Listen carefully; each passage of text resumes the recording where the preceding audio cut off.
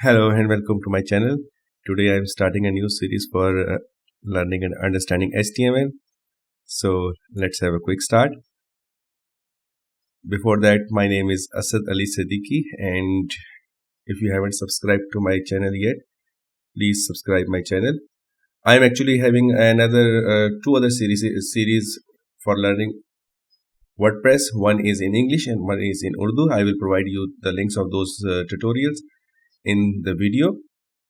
Now we are on a stage on those tutorials where it's good idea to learn the HTML as well. Now I'm starting this HTML learning series today. Now instead of wasting time in understanding what HTML stands for and blah blah blah, we will directly jump into the HTML structure and development. Now first thing, HTML basically consists of tags. Now let's see what a tag is and what is the structure of a tag. A tag is basically, this is called HTML tag, for example. Now it starts with a greater than sign, then the name of the tag, and then less than sign.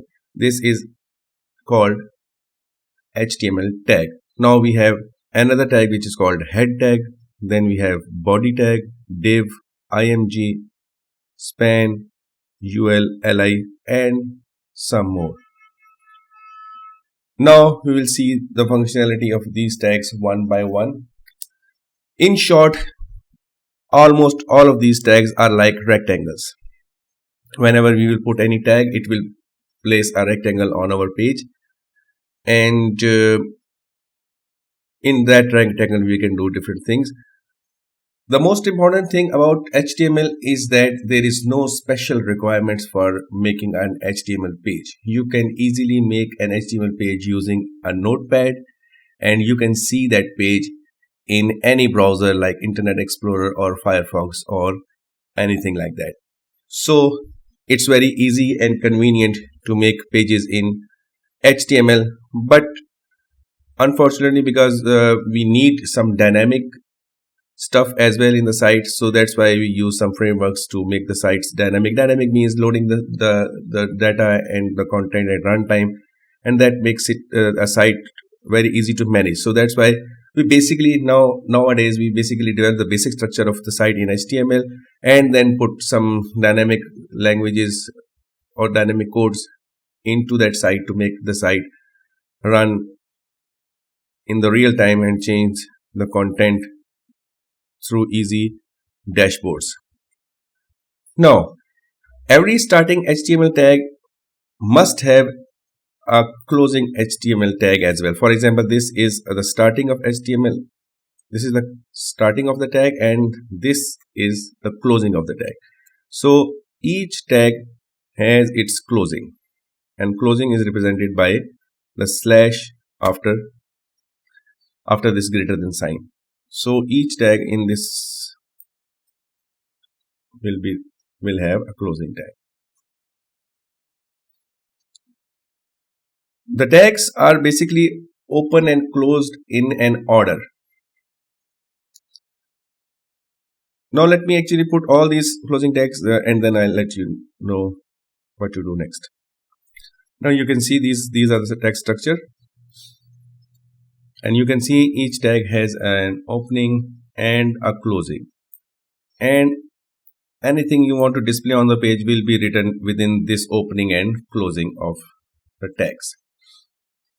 Now let's start developing a basic HTML page. As I told you, there is no special requirement for HTML development. All we need is a notepad and a browser to test the site. So let's start notepad. Okay, for that we will create a new text document, and important thing is normally the first file of this HTML development is called index. Always we will create an index file which will be the initial file for the website. So the name will be index.html, and we will extension is changed. Also okay, now we will open this site, this page in index.html in notepad. and start the first page development. Every page starts with an HTML tag and a closing HTML tag. Now, as the tag will open, it will close, and the first tag will close the last. Now, next tag we have is the head tag.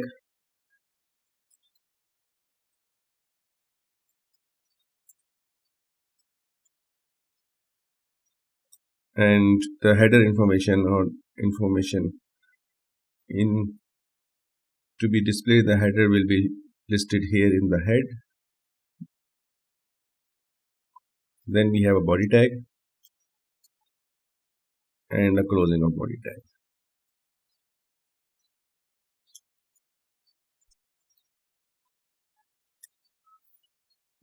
And we'll save it. So this is how a basic HTML page is structured. We have HTML at the very start, then we have head tag, and then we can have body tag and the closing of the HTML. The head tag starts from here and closes here, body tag starts from here and closes here, and HTML is actually covering the whole block. Now the first thing we can write here is the title tag, title, title tag, and closing of title tag. This is another tag that we normally use, and it is placed in the head portion of the site.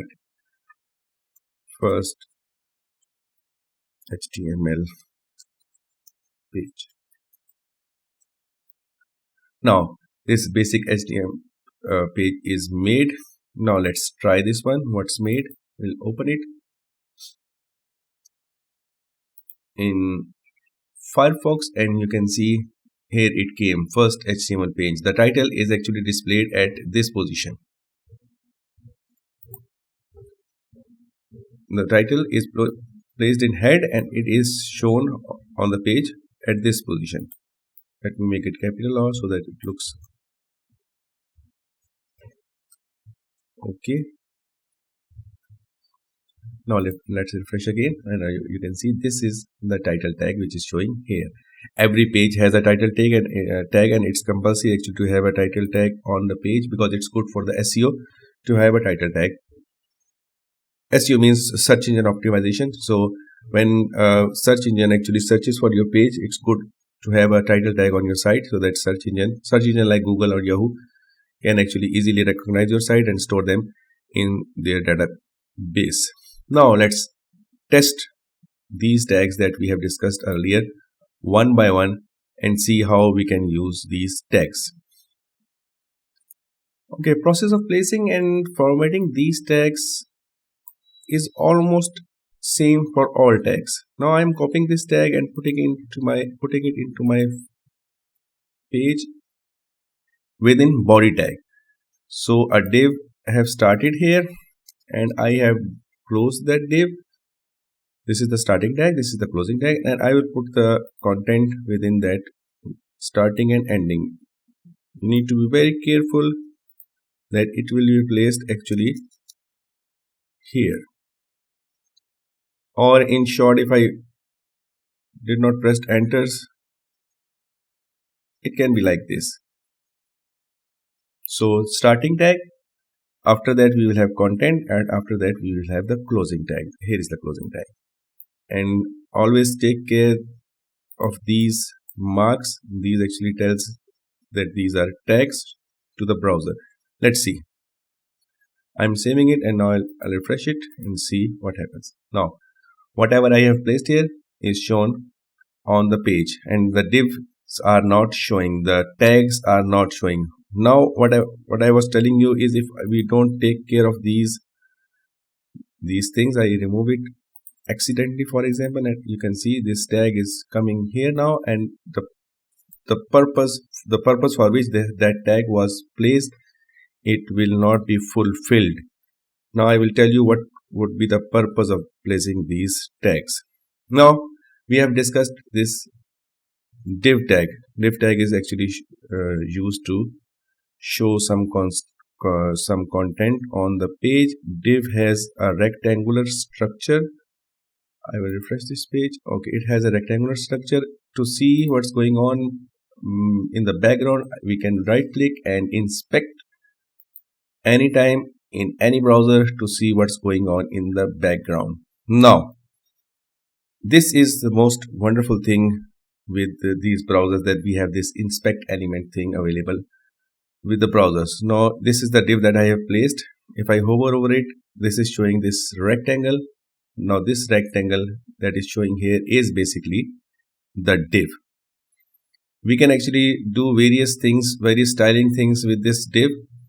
But before that, we need to actually add a class to this div. We will actually understand the div structure completely or to some extent, and then all the things will be same for all other tags. So let's do it for div, and then we will actually experiment it with other tags as well. But for now, let's start doing it for div.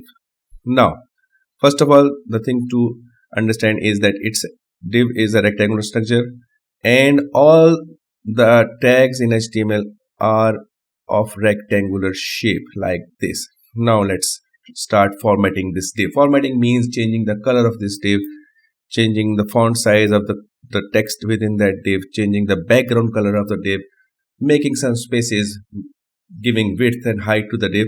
So let's start doing that.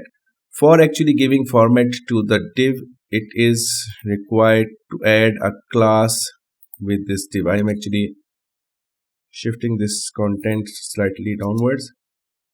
These spaces doesn't actually affect anything, so we can have any amount of space anywhere within the tag. That's no issue.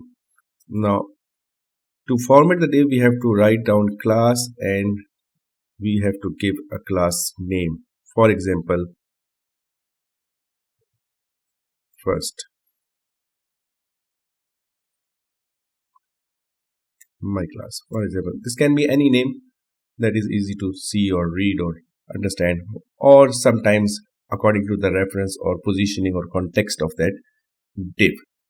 Now, if we want to actually design or format this div, we need to write down this thing, class equal to, within double quotes, the name of the class. Now this class is given. Let's save it and try that div here. Nothing happened, but only thing what happened was this div is showing a class with it as well. Now we will start formatting this thing. Now in this browser, as I showed you, we can go to inspect, as we are there already. So in inspect, we need to click on this plus sign. As we will click on this plus sign, it will create a class for us.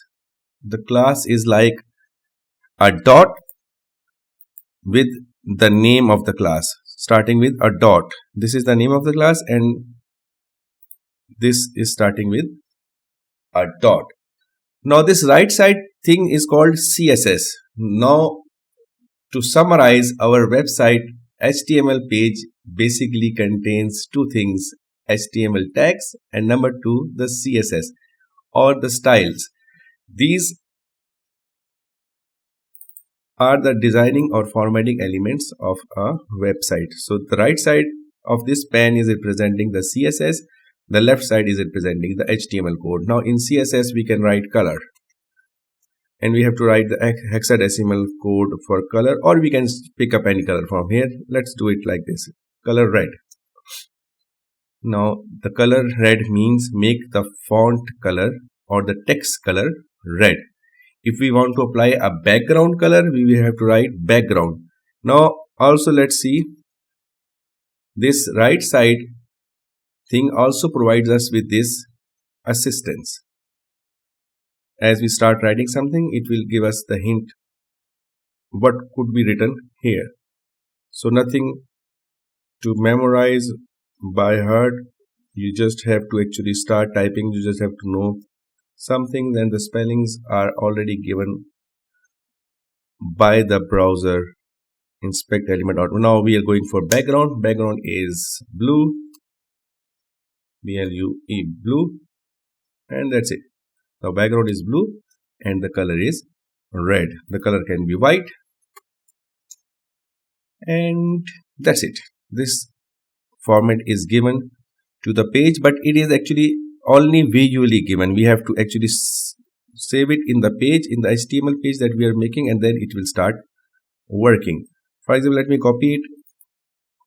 To copy it, you have to right click and copy rule, and the rule is copied. Now if I refresh, it wasn't stored anywhere, so it just disappeared.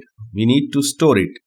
Once it is created, we need to store it. Now to store it, the proper place to show a style sheet or styles is basically we need to write a style tag.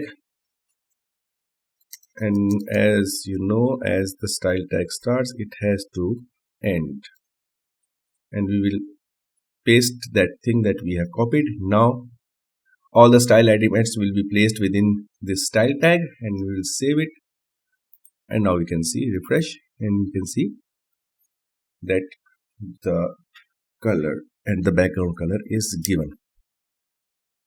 Now in CSS we can add some more things at this point as well. Now we can actually font family, font size, that can be 14 px, px for pixel. It can be bigger, as you can see. Font family is another property. We can font family. A font family can be Arial or Times New Roman,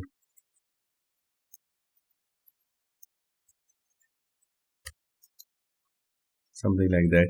Normally on websites we use Arial, so I'm going for Arial. There is another font which is Calibri font, so we can use Calibri font as well. Now next thing is we can give it some space inside. For example, this block has the text is directly attached to this line or this blue block. Now it's not a good idea actually to attach or to having text that close to the border of this div. So we need to apply some gap between these. So the gap will be provided by the statement padding. Padding can be 0, 0, 0, 0. Now these 4 zeros are written. Let me change. Let us do it the simple way first. So the padding is 10px. Now 10px means, or let me do it 20, 30. Now the 30px means 30 from top, 30 from left, 30 from right, 30 from bottom. So, and this is the inside gap. So inside gap is called padding, and it can be given like this. There is another way of writing the padding, which is like, as I have written earlier, 0, 0, 0, 0. It's like starting from here, first 0 top, then right, then bottom, then left. It's like this. So the first one is top, this one. So I'm increasing the top. You can see the top margin is increasing. Then the right one, this one, the right. You can see the right is increasing. Then bottom, this one. And I am doing it with the arrow key. Up key and down key. I forgot to tell. It's up key and down key. Now the left. So here is how we can give inside gap to that div, and this inside gap is called padding. We can also give one more thing. This is called margin. It may not be visible at this point, so we'll leave margin for now and we'll move towards the next element. Now here we are, my class. Copied the rule, came to the style sheet and overwritten that already created class, and save it and see now that the formatting that we had given to this div is permanent. Now next thing is we can have two divs. one my class, copy, and second one can be my class as well. Means we give the names to the divs according to our convenience, or you can say I'm my class, I can write it my class 1. Now refresh it. Now this first one has the formatting because this my class, the CSS of this my class has been declared already, but the my class 1 is not yet, not yet have any properties in it, so we have to make this other class as well. Or the simplest solution would be to give it the same name, so by giving it the same name it would have got the same formatting. So this is the magic of the classes as well, that we don't have to format multiple divs multiple times. We can format one, and according to that one other can be formatted easily. Now this is the div structure. Now we can actually try different elements. Instead of experimenting more on this div, I am just removing most of the text from the div. Now I will try span.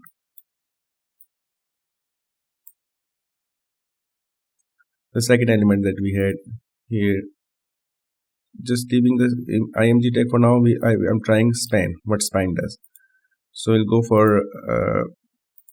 for this thing, and I will replace it with span. And span, closing of the span. We normally do these things in this Dreamweaver, so that's why I just have a habit of doing these type of stuff in Dreamweaver, and I'm just keep on clicking on this Dreamweaver, and it is coming back up again and again. So this is the Dreamweaver that you need to find. Dreamweaver CS3 or CS4 or CS5 or any advanced Dreamweaver can help you, because we don't do these development things in Notepad normally. We do it in Dreamweaver or in any other editor. But just to make you familiar with the code, I just tried starting this in this Notepad. Now one is div and the other one is span. Now let's remove some of the text of the span and give it the same class, and you will see the difference between div and the class name is here, so I'm copying it from here, and I will give the same class to span. Now you'll see the difference. You can see the color is white. I'll see the inspect element. Now you can see all the properties that we have applied to the div came with the span. The difference between span and the div is that div is a block element. Block element means wherever we will place that div, it will cover the whole space that is available, 100% space which is available. But in span is an inline element. Div is block, span is inline. Some elements, some tags are inline, some tags are block. So the block elements actually covers the whole space, and the inline elements only covers the space which is just you can say required, which is just required. For example, if I remove the padding, you will see the exact space which was required. This is the exact space required by the span, and it just covered only this space. But on the other hand, the div covered the whole space that was available in that area. So this is inline, and span is inline, and div is block. Each type has its own functionalities and benefits and disadvantages that we will discuss later on. But for now, we need to understand some tags are inline and some tags are block. Now let's go towards the next tag. The next tag is UL. UL and li. UL and li are used in combination. So the tag starts with UL and ends with UL. UL stands for unordered list. So it's like it's for showing bullet points. For example, first bullet point, copy, as we use in MS Word. Li ul, and within that ul we have li starts from here and goes up to this point. We'll copy this li, sorry, and paste and paste and paste. Now we have 4 bullet points on the page. Now we'll see, do we have the bullet points or not? So you can see we have 4 bullet points. Bullet points means the points with the bullets, these dots, these circles. Okay, let me remove that span, because span is as I told you, is an inline element, so it can't take its own complete place. That's why this li is crossing the borders of the span, because it could not take its space properly. So if I remove this span from here, and I will see the div will cover the whole space. Yes, the div is covering its space because it's block element, and underneath we can see ul li structure. Same thing can be done to the li. We can assign li a class. For now, I'm just, for simplicity, I'm assigning this my class to this li, and you will see li is also an inline structure similar to span, so that the behavior of the li will be similar to span. Copy and paste. Now I'm assigning the class to all of these li's, and all of these li's will get blue background color and white text color. Now you can see. Okay.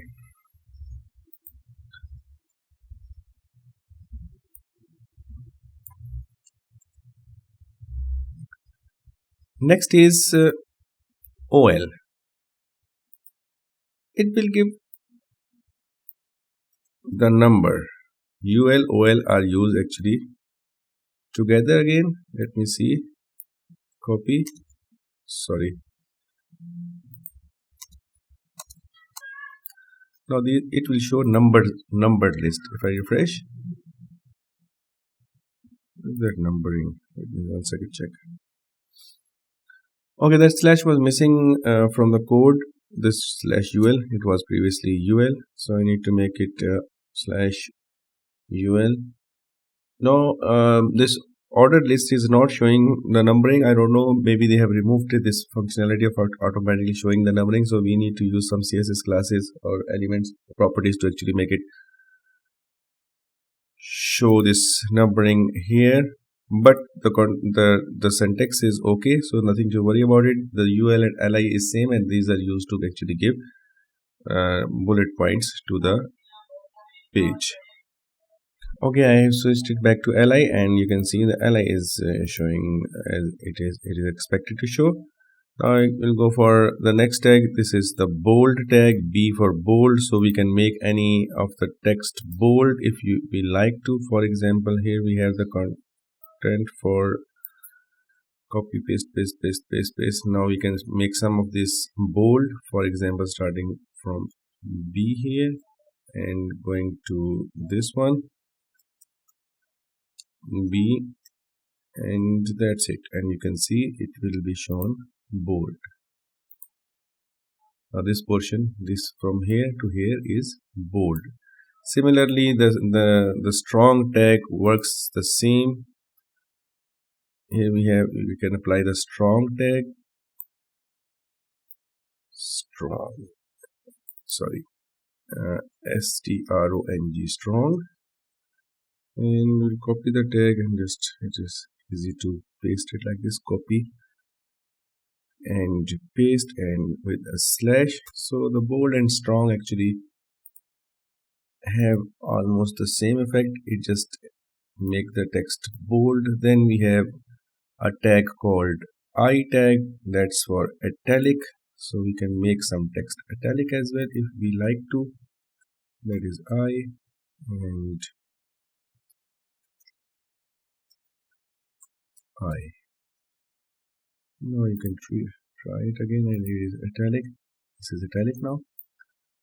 Then we can have strong U for underline. So we can make some text underline. Italic, bold, strong, underline can be used together as well. So I'm using the underline within the strong tag. So the strong text will be underlined as well.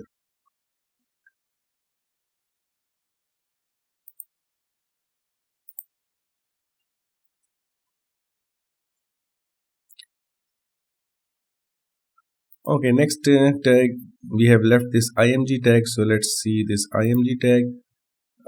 To make img tag, there is a slight difference in img tag, but that's not that important. For example, source, img source now is equal to, we have to give the source, means the image that we want to display, we have to give that name of that image here. Now first of all, we need to brought this image to this folder where we are making this html. So here is my html dot index.html file, and I have brought my image here in that same folder, and I'm copying the name of the image and I will paste the name with the extension.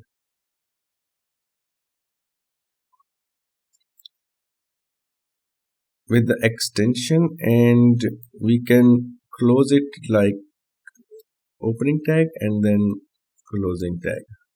We can do it like this. Let's try it what happened. Now let us refresh the page and you can see the image is here. Normally on in HTML that we found on the pages, this img tag is not written like this. The img tag is written like img, and within the starting tag we actually write it like this. So the behavior is same. So there is no need to specifically write the closing tag of img. We just write it like this, opening, and within the opening we just give the closing of that img tag and it works. One more important thing is we can give this class anywhere. We can give any element, any class, anywhere. That's no issue. So we have to write class equal to, within double quotes we can give any class, any name. Name will be given without spaces. There will be no other rule. Maybe the number, it can't start with a number, maybe, I'm not sure, but the class can be given anywhere. And the syntax is like this. You have to write class equal to, within double quotes, the name of the class, and the class can be declared here in the style tag. So we can have many classes for our HTML page. The next thing to tell you is that even if we spend the whole day in discussing these variations of the tags, we can actually continuously discuss that, but I don't think so that will give us any advantage. So the best thing to learn HTML is to just jump into the development after learning the basics. Now in the lesson number 2, we will directly jump into the development of a page, and during that process, everything and every question that you have in your minds will be cleared. For now, only thing to remember is that HTML has tags. Every tag has an opening and a closing. Every tag can be given this class. This class is the formatting of that div, and the formatting information, these properties are actually given in this style tag. In future, we will actually move this style tag into a file called style.css file, and all the classes will be extracted or get from that file instead of writing them immediately on the page. This type of writing is called inline style sheet. Inline style sheet is not liked by the search engine, so we actually transfer these style elements to a file and then call them from that file. Thank you so much. If you like the content of the video, please like the video. If you haven't subscribed the channel yet, please subscribe it. Meet you in the next lesson. Thank you so much. Bye for now.